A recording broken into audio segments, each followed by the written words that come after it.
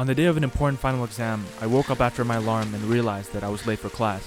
So I dashed as fast as I could to get to school on time, and when I arrived to take the test, I laughed. I laughed so hard because I didn't understand a single question, and I ended up failing the exam.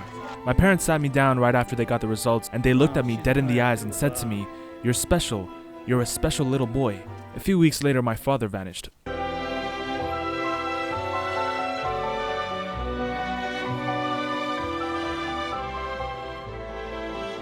Studio Ghibli is known for its majestic and grand fantasies about deep-hitting themes of war, society, nature, and incest. But there's this one story that feels as grand as these, even though it's a small movie about a 14-year-old girl wanting to drop out of middle school to become a writer. Whisper the Heart isn't the premier movie when you think of Studio Ghibli, because at its surface, it's a simple story taking place in a simple suburb about people living simple lives. Yeah, there's a bit of fantasy here and there, but it's all confined in this realistic and somewhat nostalgic setting. The story is about a girl named Shizuku, who throughout the movie grows from being a confused and uninspired young teenager to an aspiring writer with crippling anxiety and depression about her uncertain future.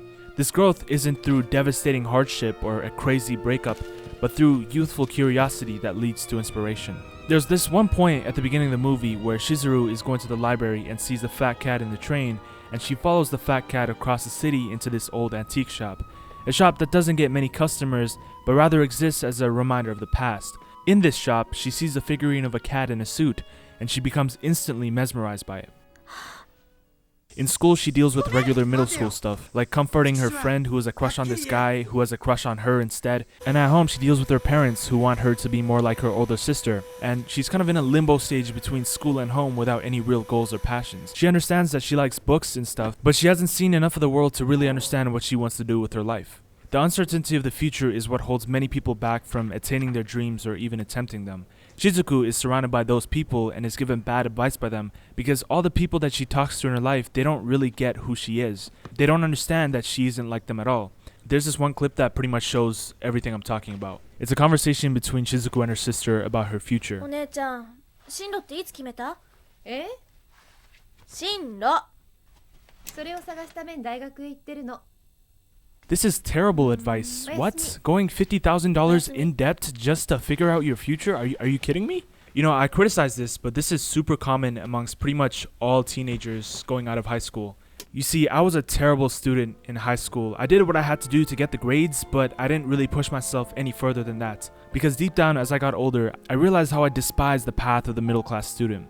To everyone around me, the next step after school is that you go to college, and then after college you get a job, and then after you get a job you get a mortgage, and then you get married. But to me, I was too mentally incompetent to accomplish any of that. And that's why I pretty much stopped participating in school and eventually dropped out, and I just wanted to not be around these people because it seemed that everywhere I go, everyone was thinking the exact same way, and I was losing my mind.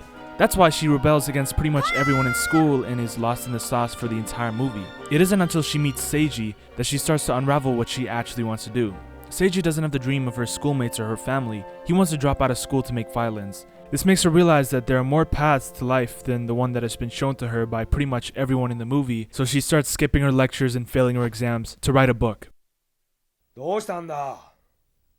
月島。わかりません。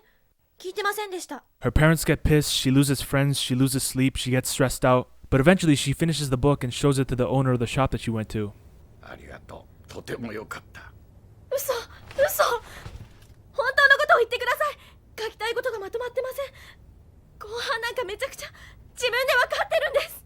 The book was trash. There was a lot of things that didn't make sense. It was rough around the edges, and she knew that. Regardless of how talented one may seem to the public once they're incredibly successful, I guarantee that these people leave a pile of unfinished garbage trash that they'll never want to share to the public ever. The first one you do is always going to be terrible, but remember, it's the first step. Whisper the Heart isn't a story about a girl that becomes a successful writer by following her dreams and honing her skills.